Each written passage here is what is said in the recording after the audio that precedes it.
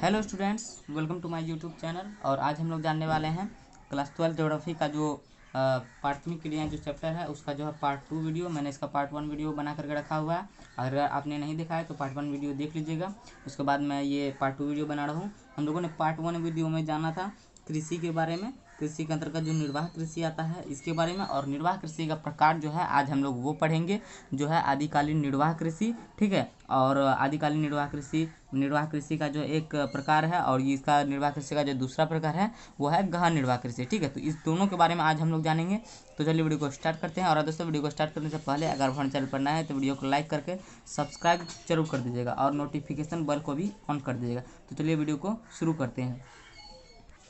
हम लोगों ने जो पिछला वीडियो में जाना था कृषि के बारे में, ठीक है, और निर्वाह कृषि का मतलब कि जो कृषि से जो किस प्रकार निर्वाह किया जाता है, और इसके बाद आदिकालीन निर्वाह कृषि। यहाँ आप लोगों को नाम से स्पष्ट हो जाता होगा आदिकालीन निर्वाह कृषि। ठीक है, आदि मतलब पुराना, पुराना जो समय, काल मतलब समय। तो पुराना समय का जो कृषि निर्वाह का जो तरीका था, जो जो आदिकालीन जो लोग थे वो कृषि किस प्रकार से निर्वाह करते थे, ठीक है, पुराने समय में।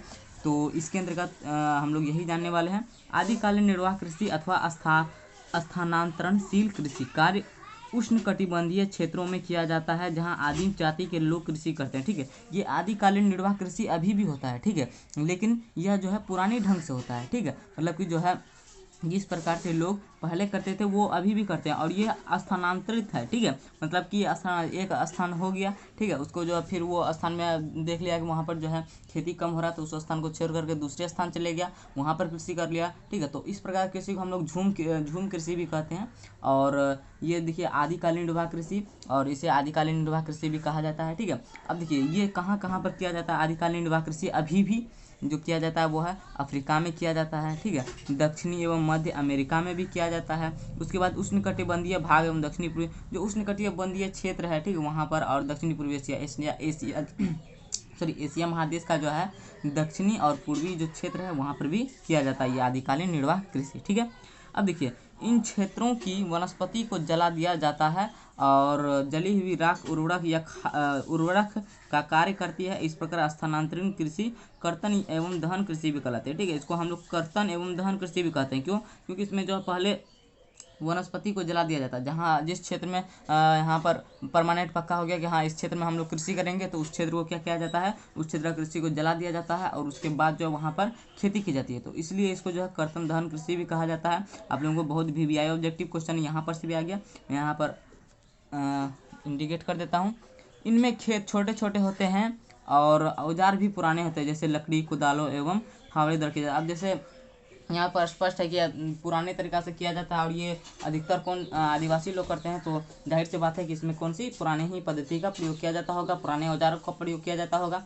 कुछ समय बाद 3 से 5 वर्ष लगभग वहाँ के मिट्टी की उर्वरा शक्ति समाप्त होने के कारण कृषक उस क्षेत्र में इसी प्रकार की खेती करते हैं। मतलब कि जो दूसरे क्षेत्र, ठीक है, 3 से 5 वर्ष तक उस क्षेत्र का जो है कृषि कर लिया। वहाँ पर जो है वहाँ पर जितना भी फसल उपजा उसको उपजा करके जो है उसमें अनाज को जो है खा पी के समाप्त हो गया। उसके बाद जो है फिर 3, 5, 4 या 5 जितने भी वर्ष बाद उस क्षेत्र का देखा जाता है कि उस क्षेत्र में फसल उत्पादन कम हो रहा है या भूमि जो है अब ज़्यादा फसल उत्पादन नहीं दे रहा है, तो उसको जो वो लोग क्या करते हैं, छोड़ करके फिर दूसरे जगह चले जाते हैं। और उसी को जो है यही पद्धति को, जैसे मैंने बोला कि उस क्षेत्र को जो जला देते हैं, तो वैसा ही वो लोग दूसरे स्थान पर भी करते हैं। तो इसी को हम लोग झूम खेती भी कहेंगे, कर्तन दहन कृषि भी कहेंगे। ये आप लोगों को जो बहुत बार पूछा गया है, ठीक है, क्वेश्चन ऑब्जेक्टिव में भी और लघुत्तरीय 2 नंबरिया में भी ऑब्जेक्टिव में पूछा जा सकता है क्वेश्चन।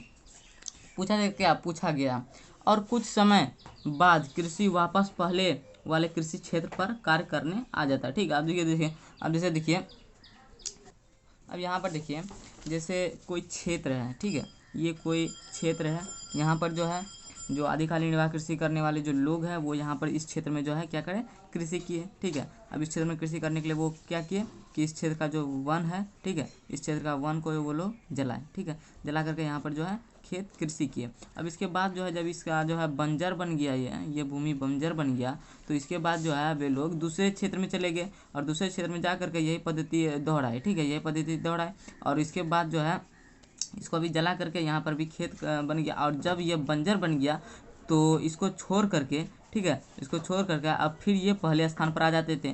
ठीक है। अब ये पहले स्थान पर आ जाते तो ये जो है 3-4-5 साल जो पहले था, ये जो है भूमि जो है फिर से उर्वरक हो जाता। तो यही पद्धति जो वे लोग दोहराते थे, यहाँ से यहाँ, यहाँ से यहाँ, ठीक है, 3-4 खेत में जितना भी होता होगा, ठीक है। तो आप लोग ये समझ गए। अब देखिए, इस प्रकार के कृषि को अलग अलग क्षेत्रों में अलग अलग नाम से जाना जाता है। ये जो कृषि है अलग अलग क्षेत्रों में अलग अलग नाम से जाना जाता है। भारत के उत्तरी पूर्वी राज्य में, भारत का जो उत्तरी पूर्वी राज्य है, ठीक है।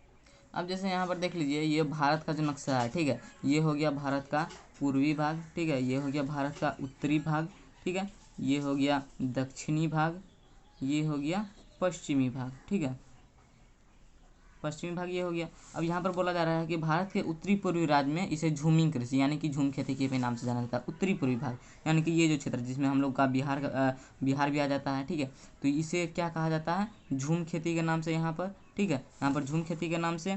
मध्य अमेरिका एवं मैक्सिको जो दूसरा देश है, मध्य अमेरिका, अमेरिका का जो मध्य और वहाँ मैक्सिको में, वहाँ पर इसे मिल्पा के नाम से कहा जाता है। ये VVI ऑब्जेक्टिव में पूछा गया है, ठीक है, आप लोग इसको याद कर लीजिएगा।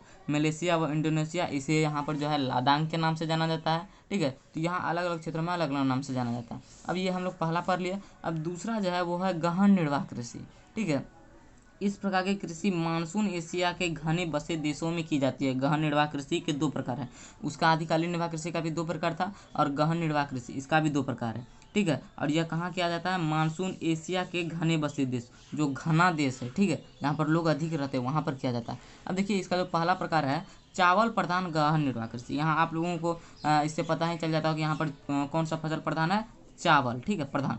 तो इसमें चावल प्रमुख फसल होती है, ठीक है। अधिक जनसंख्या घनत्व के कारण खेतों का छोटा आकार होता है और कृषि कार्य में कृषक का पूरा परिवार लगा रहता है। खेतों का जो है आकार छोटा ही होता है, खेतों का आकार जो है छोटा ही होता है, लेकिन इसमें जो है जो एक घर का जो व्यक्ति है, ठीक है, इस घर का जितना भी व्यक्ति होगा सभी इसमें जो है कार्य करते हैं, सभी इसमें जो है लगे रहते हैं, ठीक है। इसमें उर्वरकता बनाए रखने के लिए गोबर एवं हरी खाद का उपयोग किया जाता है। गोबर तो आप लोग जानते ही होगा। हरी खाद क्या होता है, जैसे साग सब्जी जो होता है, ठीक है, साग सब्जी का जो बचा अवशेष होता है उसको जो है वहाँ पर दे दिया जाता है, तो उसी को हम लोग हरी खाद कहेंगे, ठीक है। तो उसी को जो है बनाया जाता है और उसमें जो है उर्वरता पैदा किया जाता है। अब देखिए, इस कृषि में प्रति इकाई उत्पादन अधिक होता है परंतु कृषक उत्पादन कम होता है। अब देखिए, क्यों कृषक उत्पादन, या छोटा आकार है, खेत का जो छोटा आकार है, इस सभी क्षेत्र में अगर एक इकाई में किया जाए तो इसमें जो है अधिक उत्पादन होता है, लेकिन इसमें जो अधिक लोग जो काम करते हैं, बहुत लोग इसमें काम करते हैं, चूँकि इसमें बहुत लोग काम करते हैं, तो जितना भी व्यक्ति का इसमें जो हिस्सा होगा तो प्रति व्यक्ति उत्पादन जो है इसमें कम होता है। ये हम लोगों का हो गया जो चावल प्रधान गहन निर्वाह कृषि, ये हो गया। अब जो दूसरा है चावल रहित गहन निर्वाह कृषि, ठीक है, चावल रहित मतलब कि चावल को छोड़कर। मानसून एशिया के अनेक भागों में भौगोलिक कारकों की भिन्नता के कारण धान की फसल उगाना प्राय संभव नहीं है। अब देखिए, कहीं पर जो है वर्षा अधिक होती है, तो वहाँ पर जो है वर्षा का जो चावल जो उत्पादन होता है, धान का उत्पादन जिससे होता है धान का उत्पादन धान से ही जो है चावल का उत्पादन जो होता है, तो वहाँ पर मानसून जो है बढ़िया रहती है। वहाँ पर जो है जो वर्षा होती है वहाँ पर ठीक ठाक होती है चावल के अनुकूल, तो वहाँ पर जो है इसलिए वहाँ पर जो है चावल उत्पादन करना जो है अच्छा रहता है। लेकिन जहाँ पर जो है मानसून होती है, जहाँ पर जो है वर्षा कम होती है, तो वहाँ पर जो है चावल उत्पादन करना जो है संभव नहीं होता है। तो इसलिए वहाँ पर जो है मानसून एशिया के अनेक भागों में भौगोलिक कारकों की भिन्नता के कारण धान की फसल उगाना प्राय संभव नहीं होता है, ठीक है। ये हम लोग पढ़ लिए कौन सा, चावल प्रधान गहन निर्वाह कृषि और चावल रहित गहन निर्वाह कृषि। ये किसका प्रकार है, गहन निर्वाह कृषि का, ठीक है। ये दोनों प्रकार है, ये दोनों को हम लोग पढ़ लिए। अब जो दूसरा है रोपण कृषि, ठीक है। रोपण कृषि से आप लोगों को पता ही चल गया होगा, रोपण कृषि मतलब कि जिस कृषि को रोप करके मतलब कि जो है उगाया जाता है उसे ही रोपण कृषि कहा जाता है। यूरोपीय लोगों ने विश्व के अनेक भागों को अपना उपनिवेश बनाया। उपनिवेश मतलब कि अपना जो है अपने अधीन में किया। जैसे भारत भी जो है उपनिवेश था, ठीक है, किसका, ब्रिटेन का उपनिवेश था, अंग्रेजों का प्रति जो है अंग्रेजों का गुलाम था।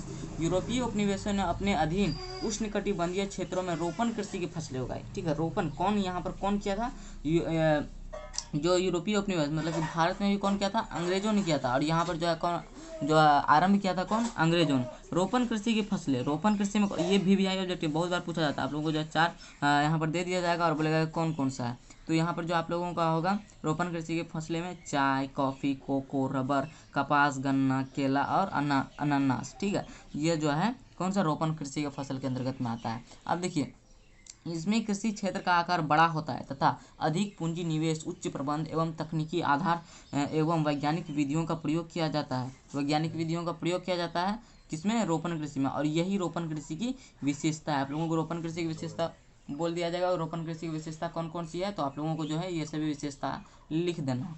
अब देखिए ब्राज़ील में अभी भी कुछ कॉफ़ी के बागान जिसे फेजेंडा कहा जाता है यूरोपवासियों के नियंत्रण में। ब्राज़ील में जो है, जो ब्राज़ील देश है वहाँ पर जो है अभी भी कुछ कॉफ़ी का बागान जो है वो है और जिसे फेजेंडा कहा जाता है। ये आप लोगों का जो है एक कोर्स टाइप में था और ये भी वीआईएलटीयू है, पूछा जाता है क्वेश्चन, ठीक है। ये हम लोग पढ़ लिए। अब हम लोग जो पढ़ने वाले हैं वो है विस्तृत वाणिज्य अनाज कृषि, ठीक है।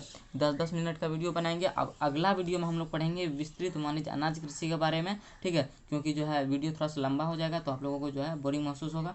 तो चलिए आज के लिए इतना ही रखते हैं। हम लोग अगला वीडियो में जानेंगे विस्तृत वाणिज्य अनाज कृषि के बारे में। आज के लिए इतना ही। वीडियो अच्छा लगा हो तो लाइक, शेयर, सब्सक्राइब करके कमेंट जरूर कीजिएगा। मिलते हैं अगले वीडियो में। जय हिंद, जय भारत।